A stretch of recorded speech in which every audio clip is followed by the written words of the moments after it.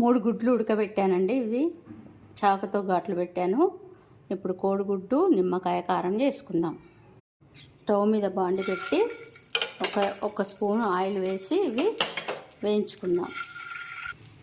కోడిగుడ్డు నిమ్మకాయ కారంలోకి కారము, ఉప్పు, ధనియాల పొడి, కొంచెం నువ్వుల పొడి, నిమ్మకాయ జ్యూసు, ఇది గరం మసాలా, కొంచెం పసుపు, ఎల్లిగడ్డలు, అంతే అండి. ఎల్లిగడ్డలు దంచి వేసుకోవాలి.